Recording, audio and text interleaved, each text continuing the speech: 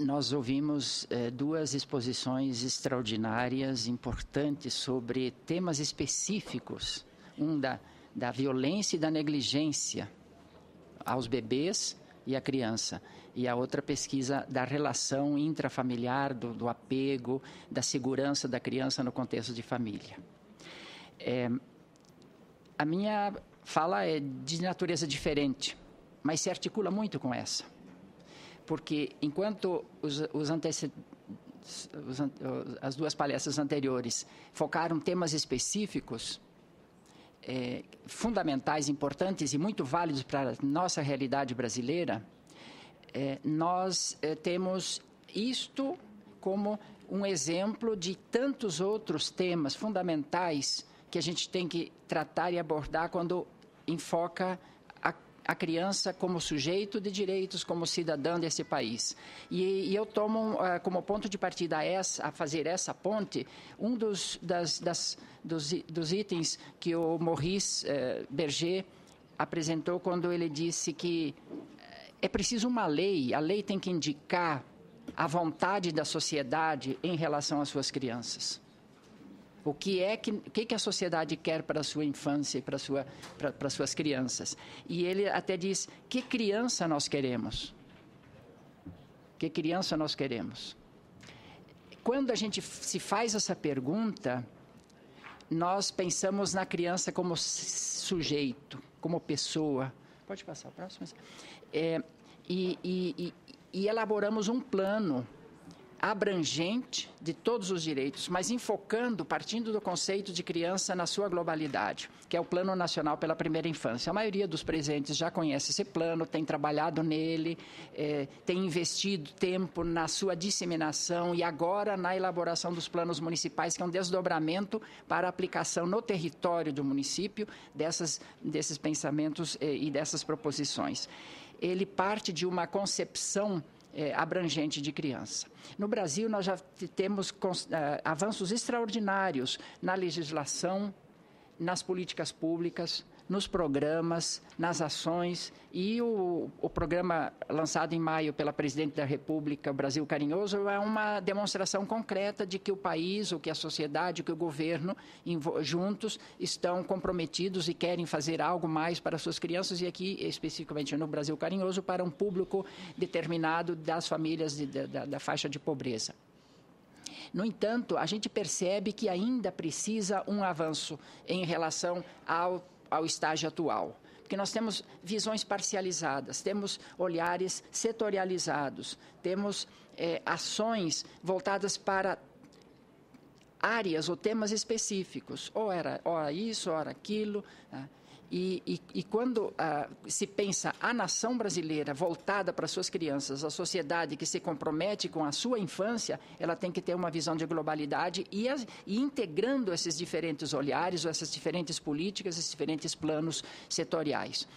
E essa é, então, uma das razões de a sociedade e governo, reunidos na Rede Nacional Primeira Infância, formular um documento que reúna, que articule, que conjugue, que integre numa visão única as diferentes políticas, os diferentes planos, os diferentes programas. E foi interessante que, ao fazermos isso, constatamos que havia áreas e setores vazios, que ninguém tinha visto, ninguém tinha olhado.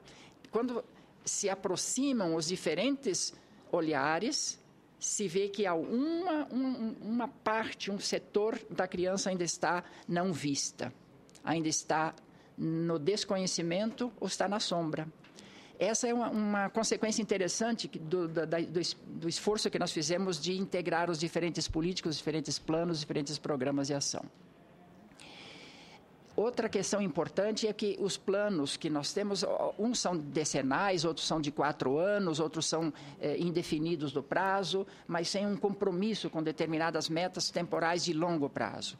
Ao reunirmos todos esses elementos, esses planos políticos e programas, nós definimos uma meta, que é o ano 2022, que é quando o Brasil vai celebrar o seu bicentenário da independência, que a gente vai ter uma resposta de que estágio nós alcançamos maior para nossas crianças. O plano foi elaborado em conjunto, governo e sociedade, porque essa Rede Nacional Primeira Infância é constituída por organizações da sociedade civil e do governo. Temos hoje 130 organizações, vários ministérios, vários institutos, fundações e universidades públicas, e temos organizações da sociedade civil de diferentes naturezas, nacionais e estaduais, municipais e locais. Temos organizações de grande abrangência e com volume de atividades expressiva, e temos organizações pontuais que se relacionam no campo específico de uma atenção a famílias ou a crianças. E isto dá uma riqueza de intercâmbio de experiências dos conceitos teóricos com os conceitos práticos, das visões de longo prazo e de abrangência com as visões pontuais. E ao elaborar esse plano, então, nós tivemos aquele exercício de diálogo, de compreensão da diversidade, das diferentes concepções, porque a criança não pode ser objeto de uma atenção generosa de uma parte e de outra ela ser cobrada porque é uma criança capaz, então já pode se virar sozinha. O primeiro estágio foi a elaboração dentro da própria rede. Terminado esse estágio, nós colocamos na internet, fizemos ampla discussão social, recebemos inúmeras contribuições, articulamos todas essas contribuições e, novamente, devolvemos à sociedade para conhecer o Plano Nacional. Ele foi aprovado pela Assembleia da Rede Nacional Primeira Infância e apresentado sucessivamente, porque o CONANDA também é membro da rede, e já como membro da rede participava da sua construção. No entanto, como órgão de aprovação das políticas públicas na área dos direitos da criança e adolescente, ele tinha que ter um papel especial aí. Então, nós apresentamos a Comissão de Políticas Públicas do CONANDA sucessivamente e, finalmente, numa plenária, no dia 14 de dezembro, ele foi aprovado. E fizemos o lançamento oficial desse programa na sede da Organização Pan-Americana de Saúde, que teve grande repercussão na mídia, e o governo acolheu esse plano como um plano, uma grande contribuição que a sociedade, de mãos dadas com as organizações governamentais que dele fazem parte, acolheu como um plano de Estado, um plano para ser executado daqui até 2022. E uma característica importante desse plano é que ele abrange todos os direitos da criança. Não é um plano de saúde, nem um de educação, nem de convivência familiar e comunitária, nem de nutrição. É um plano que abrange esses que eu citei e muitos outros. Por exemplo, o direito da criança à cidade, a relação da criança na família, o brincar não só em casa ou na escola, mas nos espaços urbanos. A criança diante dos meios de comunicação. Nós temos estatísticas assustadoras que a criança brasileira está em torno de 4 horas por dia diante da televisão. É um dos mais altos índices de audiência do mundo. E submetida a qualquer tipo de programa que insiste em que ela seja consumidora daquele alimento que vai torná-la obesa. Ontem nós tivemos uma informação de que a obesidade na infância já é muito mais grave no Brasil, né? Na infância, nas crianças pequenas até 5 anos, do que desnutrição. Consequência, em grande parte, dessa submissão à mídia, aos meios de comunicação, que vive insistindo com que ela fique quietinha observando, em vez de sair, pular, correr e brincar, e fique comendo e peça que os pais comprem aqueles alimentos, aquelas bebidas que são promovidas nos programas de adultos e de crianças. Então, o plano abrangeu todos os direitos da criança. Ele é descentralizado, porque ele é um plano nacional, mas ele prevê elaboração de planos estaduais e municipais. Estão sendo elaborados agora no país os planos municipais e foi elaborado um guia para os municípios elaborar seus planos municipais e a rede, por meio de suas organizações, já está promovendo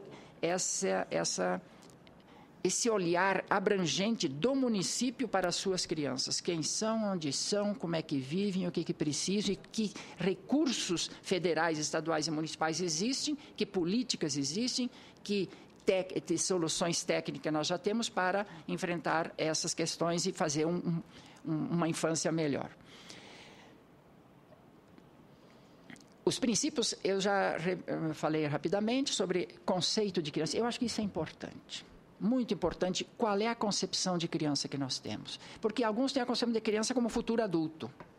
Então, vamos investir nela para que ela possa ter um bom emprego mais tarde, ganhar um bom salário e conseguir um grande destaque social. Então, se nega a infância em função da vida adulta. E essa é a pior preparação que existe, porque a infância não vivida vai cobrar mais tarde. Como identidade própria de pessoa única, porque às vezes a gente pensa assim, melhoramos as estatísticas, diminuiu a desnutrição, diminuiu a mortalidade infantil. O Brasil ganhou um prêmio internacional porque alcançou a meta do milênio na área da desnutrição infantil antes do prazo. Agora, tudo isso é tudo certo, muito bem. No entanto, são números. Se fosse meu filho que deixou de morrer, era outra leitura que eu faria desse dado.